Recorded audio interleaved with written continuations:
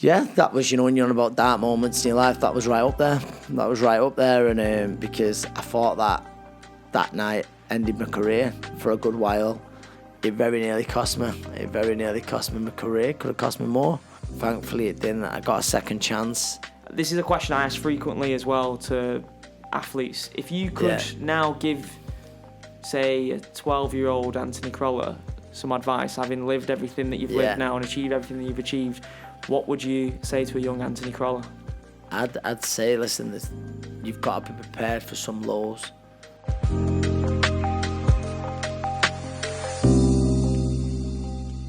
I think the first time I met you was, you didn't fight on the card. You were meant to fight on the Amir Khan, Paul McCloskey bill at Manchester Arena. That was the first. I remember. I was meant to, but I didn't end up fighting that night. But wow, that's going back some years. So that was it 2012?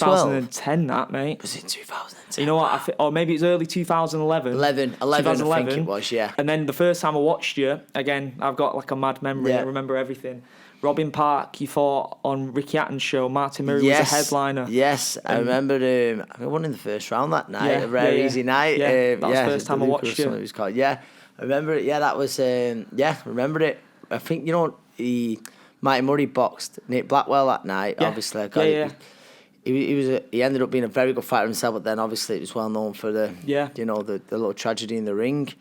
But yeah, wow. Crazy time flies. You know, I've still got the poster of that, knocking around in my room. So I remember I got a poster from that night. I remember that night, and then, and here we are now at the Mawson office, and all Mawson supported us that night. Yeah. So, yeah. It's crazy, mate. It's crazy how much your career developed since then, because I don't know what your thoughts and feelings were about the sport at that moment, but you always, like Eddie always billed you as like a Rocky story, like an underdog story. Did you yourself believe that you were going to become world champion even at that point?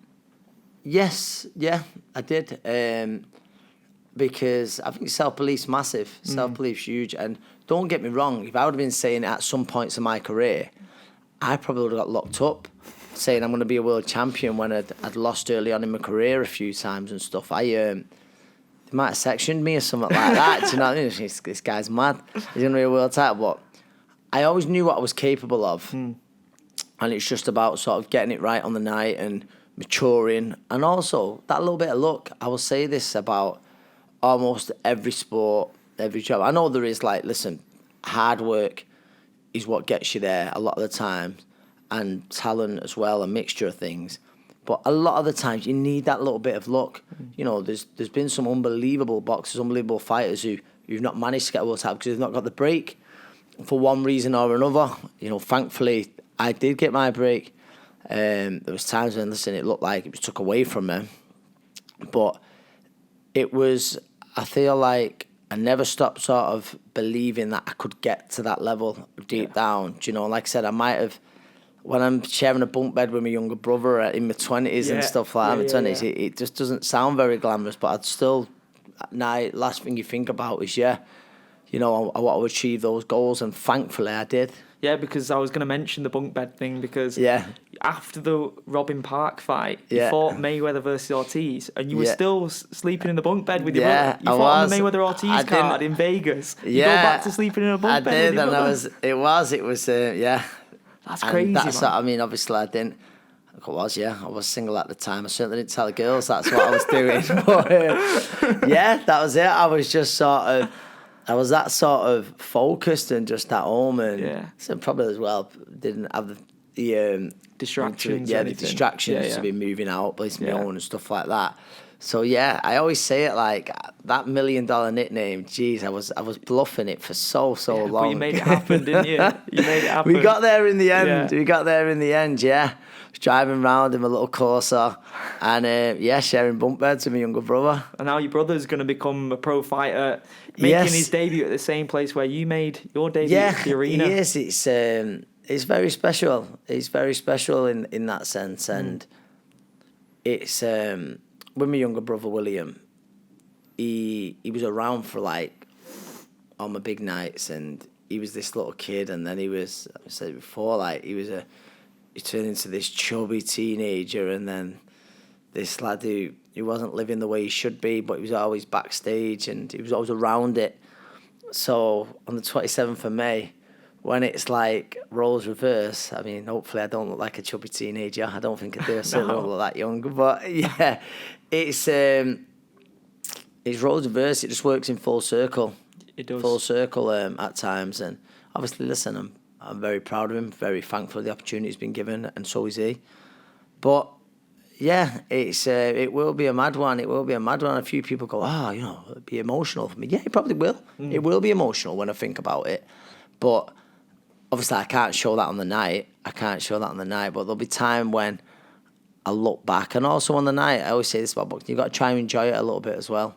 You've got to try and enjoy it a little bit. A good friend of mine, John Murray, I remember him saying it years before we boxed or anything. It's a short career, this. And I'll say it to so many people, there's so many fighters who'd love to be in your position, fighting at the arena or headlining at the arena.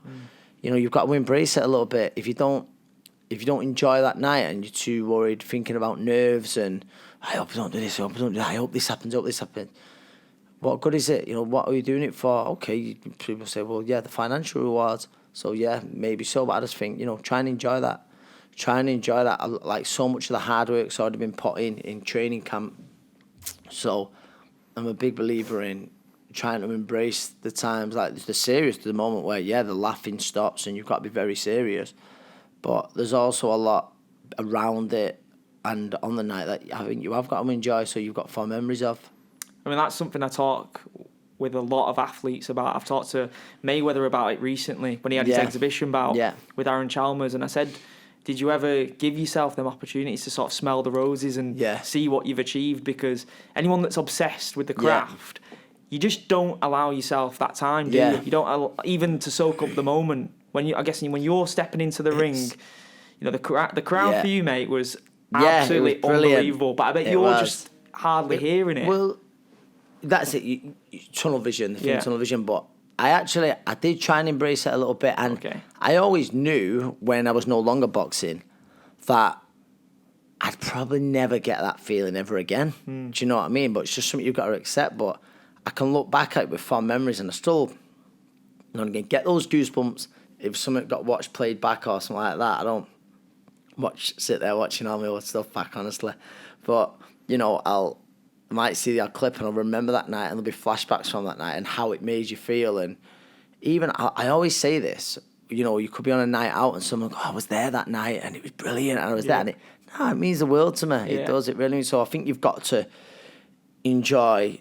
You get to enjoy it more probably after it, but I always try to soak it up on the night, like the ring walk and everything like that. That was my favourite bit of it. Yeah. I mean, obviously that's a bit nicer than getting punched on the nose, but probably even more than getting my hand raised and stuff like that. Yeah, the getting called out a lot of the times in my hometown to thousands of people cheering your name. No, absolutely. That's like, there's very few people who get to do that, isn't there? Yeah. So embrace it, take it all in, and so I suppose be proud in a way.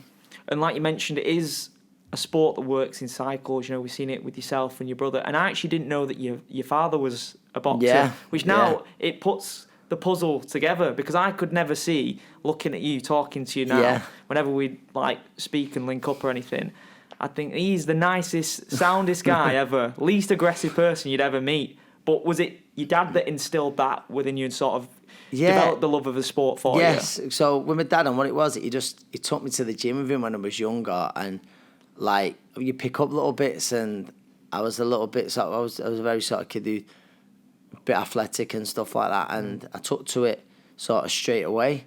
But my dad, it was more like he was keeping fit and I was going with him and stuff. And that was it really. And then when my dad's work hours changed and stuff, I couldn't get to the gym, and then I got a little bit older, and I remember my mum taking me back on the bus, and at 10 years old, and never looked back ever again after that. I'd say certainly from my dad, because I mean I've got an older brother, but he was never interested in it or all like that. But I just found that I was decent at it. Decent at it, and I took to it really fast, and I loved everything about it. I loved the pushing yourself. I was always a very competitive kid. And I think from an early age, I always pictured myself as doing it as a job. And it's mad, really, because I'm probably going off a tangent a little bit here, but I'd never recommend it to anyone just for the simple reason there's some horrendous times, There's some horrendous times. And it's hard, and it takes it out of you, but the highs, thankfully for me, the highs outweighed those horrendous lows, and they're things I'll remember forever. And like people around me will remember forever. People who come to watch me will remember forever. So that, I never wanted it to be just average, and that's not meaning to be disrespectful, but I never just wanted to be, go to work, do this, do that. I wanted to achieve something, and that was always a big part for me, and thankfully I've done that through boxing. When you mentioned the lows, were you talking about in your career, or were you even talking about like before your career had started? Listen, the career, losses, seeing how people change their attitude towards you. That's hard. When lows, when you give it absolutely everything, it's just not your night, and you've just got to accept that. Accepting it. Not even just me. Like, I've seen some of my good friends come up short. I've seen the family in pieces and stuff, and I just think, I hate this sport. I always say it. I always remember one of my good friends, and he gave it absolutely everything, come up short, and it's like I saw how upset, his missus was after it, and he's banged up a little bit.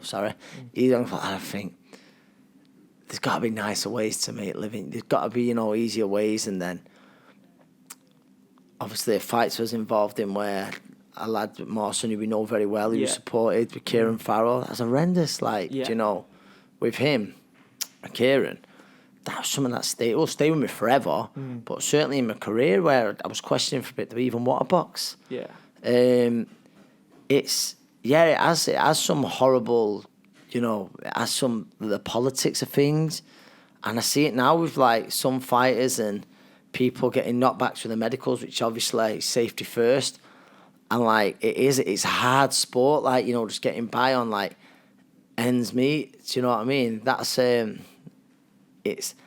there's people there's people who have full-time jobs, box, they're selling tickets, and it's like, I just respect those so much. I never had a full-time job. I mean, I certainly didn't live the glamorous life, as we've mentioned before, but having a full-time job, back, forth, and stuff like that. But, it's... I've gone off on a right thing here, but... You explain the life of a fighter perfectly, because it's not... Everyone sees the glamour, and like now you've come through the other side of... That's it, a place that can be dark sometimes. There's some dark moments, isn't it, while you're doing it, and listen, you see things, and sometimes it's the easy options on the table. I always say it, if you're a lad off an estate or just one of the lads and you're in the boozers and stuff like that, you're not stupid. There's other ways to earn money. It's not the right way, but there's other ways where you can put yourself and think, that's easy money. And, you have to ignore all those temptations while you're seeing people, at the time, what you think's important, whether it be a T-shirt for a few £100 or whether it be a nice watch on your wrist or something like that. When you get older and you mature, you realise that isn't important. I think that's part of growing up. But that's still hard, because the sacrifices you have to make, because you've got to ignore them. There's so many people, not just in boxing, in sports, in jobs, who could really excel. I'm not like... I feel a bit of a fraud talking about like, getting promoted in a job and then, a business, because I've never done it, but I know there's people who's probably doing well on the right path, and they thought, no, I'm going to do that instead, because they want the money quick, and they want the nice things in life quick without earning them. But I feel like you stop appreciating them. If you've earned it proper and you've grafted for it. Like anything, you appreciate those things that much more, without a doubt. If something's being handed to you, been given to you, it's like, thanks, whatever. But when you've had to go out and work for it, you look at it and there's a sense of pride, isn't there, with 100%, it? So, 100%. Yeah. I mean, you talk about all those experiences, the dark times, but you did persevere through all of that. Yeah. You became world champion. when the odds were probably stacked up against you the most. So we'll talk about that after a bit. But that was a crazy time. You'd been attacked, and going back to your experience with losses in and out of the ring. As a guy, obviously we all know men's mental health, it's so prevalent, and you seem like the most happy, easygoing guy you got hundreds of friends, everyone in the city loves you. When things weren't going your way in the ring and out of the ring, what was your coping mechanism? Did you have people that you knew you could go to? Do you know what? I've got a good set of friends, Jamal. I've got a good set of friends. I've got a great family, but I've got a good set of friends as well, and there was always very, very real with us, and even when they didn't treat me any different from when I lost on the undercard of a fight, and a fight I shouldn't have done, to me winning a world title, defending a world title, or fighting in Vegas, Los Angeles, or whatever, the arena, it didn't make a difference to them. And that's what I'll always say about my friends. It's a great set of friends where it's funny, like, you know, you rib each other, and I believe that's what friends should be. I believe you should be giving each other, listen, but when it's the time to support them, you support them. And I always say it, the WhatsApp group chat amongst my mates is brutal. Yeah. It's brutal, sorry. Like, there's other sets of mates who, like, meet my mate, and they kind of go, oh my God, use a bat. But if someone needs supporting, if someone needs help, everyone's always there for that person. And I believe that was a big thing.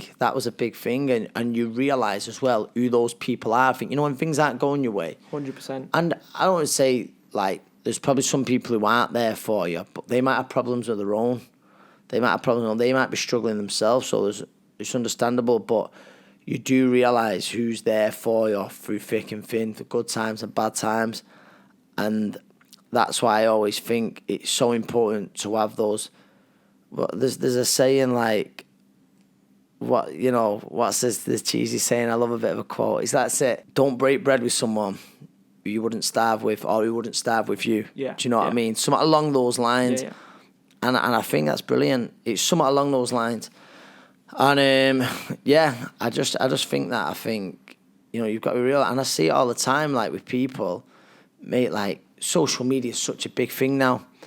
I'm like, I know I go off tangent here, but it can create monsters. It can create monsters. 100%. And I see people supporting random celebrities, or, do you know what I mean?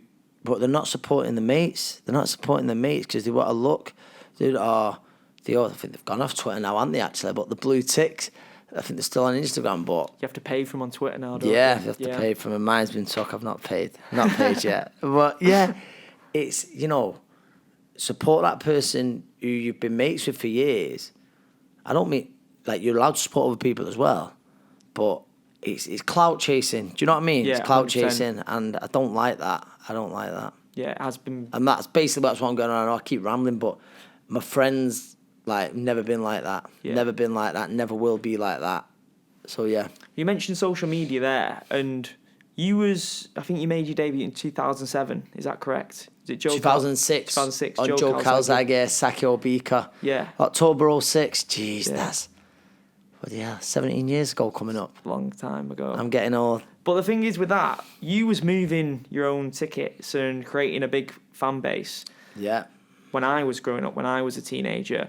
And social media was in its, like, infancy, wasn't it? Yeah. I'm guessing you weren't using MySpace, wasn't it? Yeah, probably back in 2006. Facebook was, like, as well, but I do remember, Facebook, obviously Facebook was massive, wasn't it? But for a bit, I'm sure MySpace is off, wouldn't you? Yeah, I would, and I probably wouldn't recommend it too much, but I know there's a few fighters who've done that. Josh Warrington, he's very similar, still does, and but I always sort of done it myself, and listen, I had towards...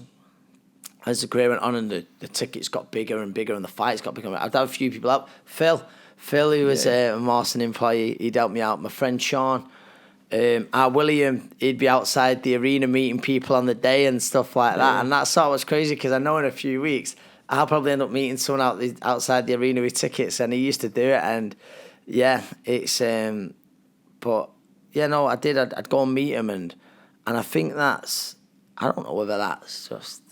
I'd be a bit cheesy there, like the working class in you. Do you know what I mean? But yeah, I wouldn't recommend it. I could have had a hard day sparring, hard days. I'm whipping round like tickets, people and stuff like that, and then it'd send you mad like someone like, oh, have you got an extra one? Or, oh, I don't need 4 now. I only need 3, but you took some off a roll, so there's another one. You're like, oh, it'd send you, it'd do your brains in. But it was, like when I look back now, and I always remember people go, oh, you'll miss it one day. You'll miss the things you think you hate one day. And I don't even miss that, but there is sometimes, and I look back now and I just laugh and think, wow, yeah.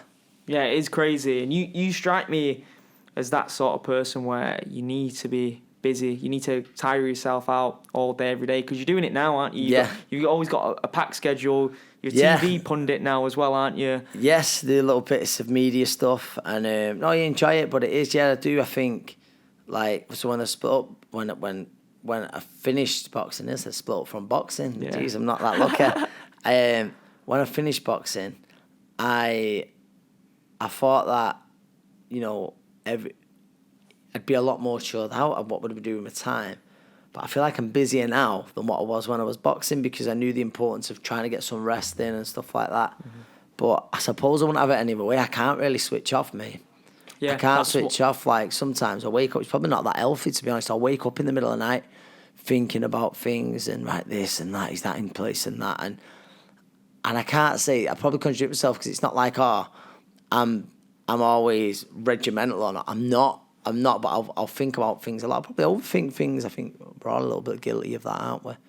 But, yeah, I think boxers, sports people in particular, they struggle with life after boxing, after the sport's finished. But I think it helps massively that I'm still involved in it. People go, do you miss it? And I don't know. I don't miss it. It's because I'm still very much involved in it. If I didn't do the media side of things, if I wasn't coaching, if I wasn't in the gym with the kids, if I wasn't, if I just wasn't around the boxing, then I probably would miss it. I'm still there at the big nights and stuff like that, but maybe watching a friend have their big night. So I don't miss it. But I sometimes feel guilty with that, because I know boxers who struggle bad. It's like they've lost a limb or something like that. And I get that. I get why they do, because for so many years, you've had this routine of wake up, like you had your meals are planned, or if the look at us to have them done for you, or whichever it may be, everything it does become right. Do this at that time, rest. Do this, that, rest. Then you're watching opponents and stuff like that, or you're going over things. So I think that having a get out plan is something that's so important from every job. From every job, I always knew that I didn't want to carry on too long. Like, I believed I could have carried on at a good level. I'm not saying the highest level, but a good level for longer. Probably earn more money. But I know how dangerous boxing can be. As much as I love it, I know how dangerous boxing can be. And I thought, no, I want to get out when the time's right. And I really believe I do that. And there's people now, like, still go, it's like 3.5 years on. Yeah. They go, we're going to see a comeback. We're going to see absolutely no chance. Like, I think I've stayed, in shape. But no, not at all. Not at all. I knew the moment I'd walk away, that would be it forever. Did he have more left in the tank? Possibly, but mentally I'd done it, checked out.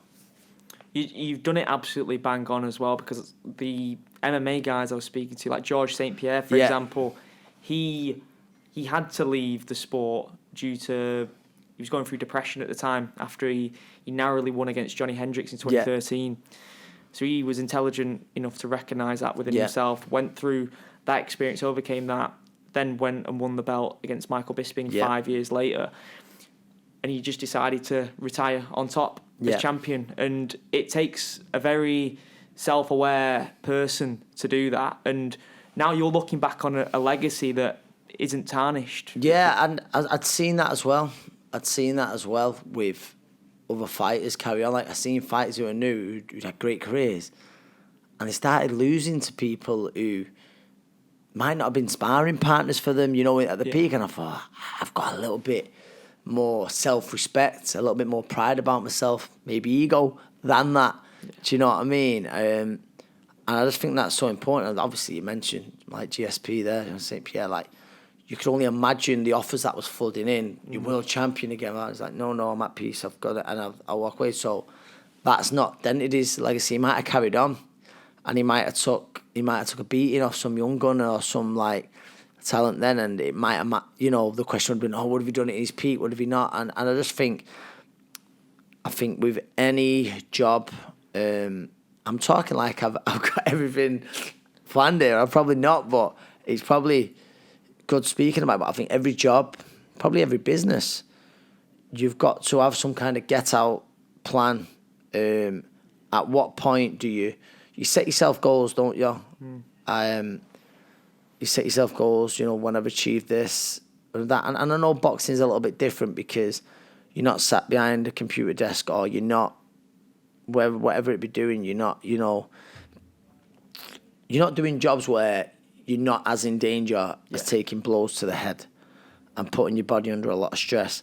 So certain jobs more than others, you've got to sort of think, right, well, I've achieved that. I'm happy. Am I going to be satisfied at that, or is it always going? I'm always going to want more. I'm always going to want more. And I think that, with that, I just believe you've got to know when the time is right to get out before it starts taking away from you. Whether that be in a business, whether it be in a work where maybe they're doing too many hours, where you're living to work rather than working to live. Do you know that saying? So, yeah, I just believed it was always my thing. Once I got out, I'd never go back, but I'd always be involved in the sport. Yeah, and you mentioned the dangers of the sport, taking blows to the head. We talked about Kieran Farrell before. That was a horrific situation where you was just doing your job. Yeah. Kieran, I've spoke to Kieran a bunch of times about this, and he was pre-fight. He was going through a bad weight cut. He was dehydrating himself. He was eating ice cubes. He was and he wasn't in a good way heading into that fight. And unfortunately, things went really wrong for him at the end of the fight. He collapsed, didn't he? For you, after that fight, did you reconsider? Is it worth the possibility of those things happening? Because that was a combination of bad weight cutting and the dangers of taking blows to the head, wasn't it? Yep, absolutely. I would think for a good bit did I want to box anymore. I always remember trainer Joe Calzaghe saying it took me a few years to get over that. I just lost a bit of spite, a bit of an edge in me. And when I look back, I probably didn't realise at the time what I did, and it took a lot from me mentally. And I remember obviously when it happens, and you just sort of praying everything's going to be all right. But I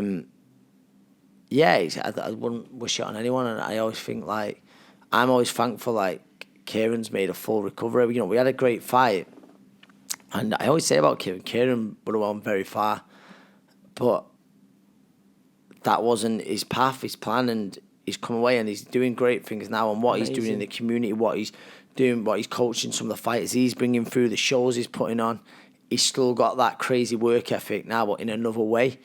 And Kieran might have a different attitude. Or does he miss it? He missed it because he didn't manage to achieve what he set out to achieve, and which he very well might have done that if it wasn't for the injury. So that's when, it's probably hard to accept, but rather than feel sorry for himself and dwell in that, he's thought, no, I'm going to be the best I can be at this, best I can be at that. And he's bringing through champions of his own now. So I think that's how he gets his buzz. And now he's doing well. But it made me think, is it all worth it? Of course it did, yeah. It was an horrible time, and moments of that night, what stayed with me forever, and I still think about now. I mean, Kieran, incredible human being, isn't he? It's amazing to see the friendship that you guys have developed since that as well. He always talks about you, always posts about you online, and like you said, he's massively successful in his position as a coach, as a gym owner, and his brother as well. Great potential as well in him. Yeah, sorry. It is now and it's mad, like, because before the fight, there's never needle. There's a little bit of Just back Joe, and weren't forth. it? But even like Kieran will say he was a hothead. Do you know what I mean? He was a hothead, and even like with Nay and stuff before. But like now, I've been one of his biggest supporters now. Do you know what I mean? But and Kieran as well. Like I say all the time, I'm buzzing to see what he's doing and like some of the fighters he's bringing through and his work ethic's mad. He's I don't think anyone would outwork him. Crazy. I don't mean just in a boxing. I just mean in life. Whether it be him with the kids, the energy he brings to them, his pro fighters, then PTs that he's doing it. He's just non-stop, and I think, wow, yeah, you've got to respect that. And we had Tasha on last time, and we talked about her relationship with Joe Gallagher, and Joe would sometimes say, you know, you stay silent, I'm going to sort this out at the press conference, whatever. And he did that at the Kieran press conference. Yeah, he did. And obviously done it for Tash that night. And you've got to realise as well with Joe, and Joe will get stick, but one thing he does, he loves and cares about his fighters so much. And he's obviously that night, because I was just sort of laid back, yeah, whatever, and I thought, no, well, I'll give you something to bite at, and I'll fly at you, and that's, don't think Kieran needed an invite to be overly aggressive anyway, and that's sort of what he'll do. And then with Tasha, I always say a massive thing where Joe needs credit for, because when Tash fought, do you remember Terry Harper? Yeah, this is the story that she told last time. Tash was a huge underdog. No one really gave her a chance. And Joe said things in the presser where people who don't like Joe was, wow, he's going to get proven wrong, and bang, he didn't. He was almost right in everything he said. So you've got to respect that as well, do you know what I mean? And listen, when it goes wrong as well, if I said about any manager, listen, in football, sometimes I love Mourinho, but when Mourinho will get things wrong, some people love it because they'll say, oh, he's arrogant, he's this and that. But no, I think mind sort of, as a coach, there was mind games as well. Do you know what I mean? He played mind games with us. Tasha will tell you. With us, there'd be times where he'd do things to get that extra bit out of me. And the old saying, some fighters need a carrot, some need a stick. Yeah. And he'd know when to use it perfect with me. And I think all the fighters, he knows that it's not just as simple as Joe coming and holding pads or watching a video saying, you do this, you throw that shot. It's so much more. He'll study someone as well, like how they react best to things, their body language to things. And it is mad. Like, and I always say this because obviously I'm a boxing coach myself now, and I always say, and it's not me being lazy, I never switch off, but I could never have the kind of detail that Joe has, and I respect that massively, because I think, that'd send me mad. But like, Joe would be anything from, he would study so many things, and that's what makes him such a great coach. Listen, I hope I can be a great coach and achieve, so half the stuff, if that, what Joe has, but that's what separates him from a lot of other coaches. Do you remember the first time that you met Joe, and Absolutely. was you in your pro career anyway, or was he with you from the very beginning? No. But obviously, no, I wasn't with Joe from the very beginning of my pro career. But the first time I met Joe Gallagher was it was 2000. Yeah, it was. I remember it was in the local school. It was in the schoolboy championships in the area final or the area semi-final. And we was actually in opposite corners. I was boxing one of Joe's lads, and he was there, and I didn't realise Joe was warming up his lad, and I'm like, okay, lad, but I didn't realise. And then, anyway, I boxed and I beat Joe's lad. He was a good lad. We ended up having a few fights, actually. But I beat him, and I always remember Joe coming up to me and he says, you're a good lad, you know, your jab's fantastic, for a young lad. He went, you'll go all the way to the national final this year. And I did, and it stuck with me ever since. And I'd always talk to him at shows, and even back then at the amateurs, I noticed how he studied fighters, and he just wanted to be a winner, and I respected that. And then when I went with Joe after maybe about 14 fights, something like that, I went with Joe, and we kick-started something like that. I probably always wanted to, do you know what I mean? I probably always wanted to, and yeah, we had some unbelievable nights. And you got to remember, Joe took me on when a lot of people thought I wasn't going anywhere. So I'll always be in debt to him for that. And we have some great moments, and I'll help Joe now alongside. I always try to learn from him. I'll try and get in, once a week or a little bit more, and Joe help be alongside him. And it's mad, even now, the hunger. Obviously, he's just moved gyms now. He's moved back over to Champs Camp, Moss Side, and the hunger, determination he's got after what he's achieved as a coach. I think you can only respect that. It's mad. Like some people probably will say it's mad. And I think, wow, how do you still do that? Maybe I'll be like that. I don't know. Maybe I'll be like that. But I think no way. But it's you've got to respect someone with that mentality, that work rate, that desire. After all these years, you look at all the greats in any sport, then they're going to achieve their what one thing they all have in common, and why they achieve so much is their work rate. And we mentioned before you achieved your dream of a world title in the second fight against Darleys Perez. Yeah. The first one was a draw, and the first one was coming off the back of a horrendous attack that happened in the January of that year. It was meant to be December. Was it December? He was meant to fight in January. It was meant to be against Richard Abril. Yeah. So, what was that whole experience like, and afterwards? Yeah, that was, when you're on about dark moments in your life, that was right up there. And because I thought that, when you say about Kieran, it was took away from it. I believe that night ended my career for a good while. And I was just praying and doing all my rehab, and that one day I'd get cleared to box again. But obviously when I first heard the injuries, I did think I've got no chance. So you're down and you're thinking, I had a young family. I'd just moved into my first house with Mrs., my little boy, and it was a pride thing as well, thinking, I can't believe this, I've got to provide for them, and the only way I know how to provide is to box. And I think it might have been took away from myself, so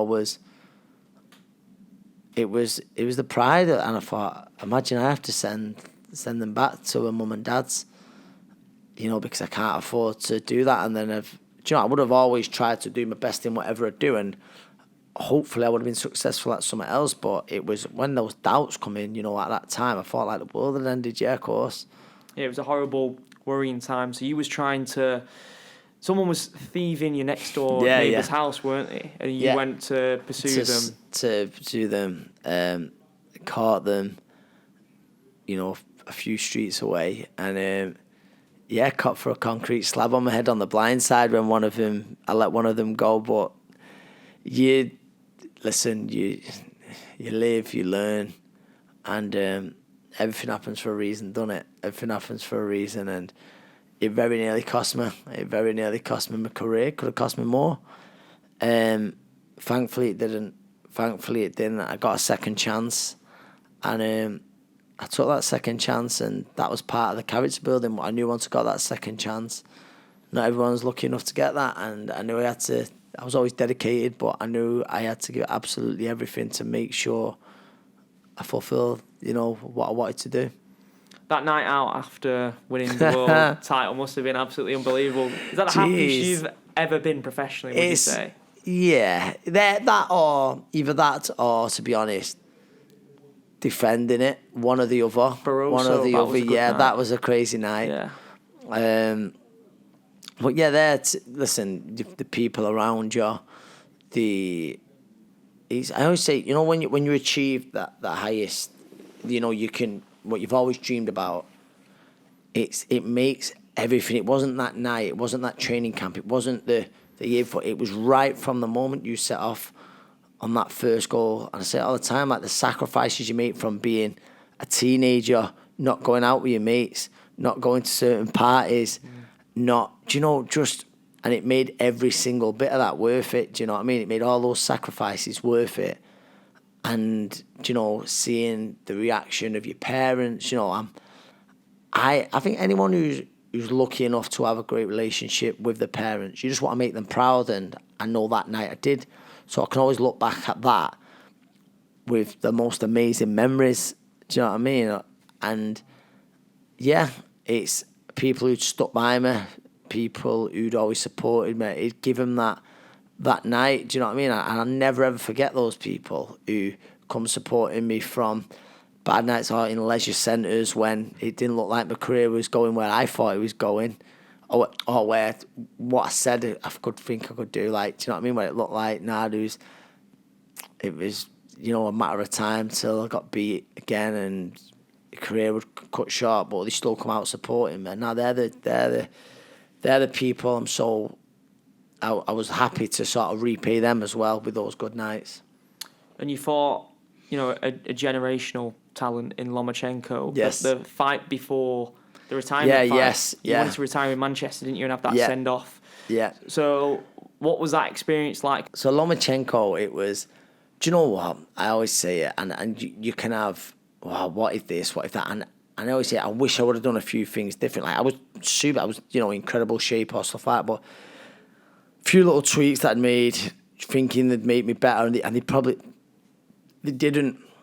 But Jamal, you knew me a long time. I'm a realist as well, where I'm not suggesting I would have beat Lomachenko that night. I would have needed Lomachenko to have a bad night and me to have an unbelievable night, for the upset to happen. But I believe that I'd trained hard, I'd got myself in great shape, and I believe that. And that night, I think straight away, like what I thought was going to work and then engage, it didn't. And I was then chasing the fight almost instantly because he'd got the range so good. And I wouldn't say regret, I wish I would have just took the fight to him straight away. I might have got knocked out earlier, but I believe I would have had bits of success where I hardly did that night. So that was just like one of the hard things. But I also said I probably caught for Lomachenko for one of the last times he's been so ruthless and brilliant. I mean, he's still there now. I've got a feeling he's got one more great performance in him, and I think he'll win all the marbles in a few weeks. Yeah. Maybe the 20th he's fighting Devin Haney. But we're talking about an all-time great. And yeah, when I look back now, it was great. And I remember after it thinking, I feel like I've let people down and stuff. And my mate sent me a video in a bar, and I didn't, but listen, get over here, they're all singing and they're all having a great time. And then other people listen, you brought us to LA, we would never have come here, and this and that. And I remember having a drink with one of my mates on somewhere in Beverly Hills, and he was there, and he's like, never thought I'd ever get here, or that. Just little things one of my mates from being kids and stuff. And so there's great memories. Do you know what I mean? There's unbelievable memories of that trip, that night. I just always look back, and when I see him, I can go, oh yeah, I shared the ring with him one day. It certainly didn't end the way I wanted it to, but he's a special talent. And the decision to retire, it was the fight afterwards in November. Yeah, it was made before it. When I think sometimes, I think I should have just retired there and then, because even in the build up to the last fight, in the gym, I looked really well, and people were like, he's not going to retire him. He looks well. He looks, But I knew mentally, I just wasn't there. I wasn't there whatsoever. And on the night, and I boxed. It was terrible on the night. I got a win, but I made unbelievably hard work of it. And people thought it could have gone the other way, but it was mad. I'd signed out on a win in Manchester. That was brilliant, but I'd probably checked out before it in the summer. Yeah. Do you know what I mean? And it weren't like I was taking shortcuts in training camp or all like that, but just mentally the fighter wasn't there. And it was after I was down for a bit after thinking, box rubbish. But an hour or two later I was with everyone, and it was almost, do you know what it was like? It was like, do you know what, thank God that's over. It's done, and I'm done now, and I don't have to do it again. And it was crazy. So I thought, when I think like that, I think, obviously, I should have retired in the summer. But I don't have no regrets. Listen, it was just that way of signing out. Do you know what I mean? But there won't be a night, although I'm always thankful for everyone who comes watches. The night that I remember is when we got to the top of the hill and stuff like that, and they're the nights that stick with me forever. You gave us some of the best nights this country has seen in the boxing ring, and this is a question I ask frequently as well to athletes. If you could now give, say, a 12-year-old Anthony Crolla some advice, having lived everything that you've lived now and achieved everything that you've achieved, what would you say to a young Anthony Crolla? I'd say, listen, you've got to be prepared for some lows, but those are going to make the highs that much better. So when you've got those lows, you've got to try and take a lesson from it. You've got to try and take a lesson from it. You've got to try and take, what can I do better? How can I improve? To put it right. And I think I've done that pretty well. But it was just so straightforward and just, keep the focus. I always say, not everyone achieves dreams, but you give it absolutely everything and you come up short. That's okay. That's okay because you give it everything. If you've done something half-heartedly, something that you say you've always wanted to do and you don't achieve that, well, I don't know if I could live with that doubt. I don't know if I could live with that doubt thinking, what if? Regrets. I just think there can't be too much worse than that, can there?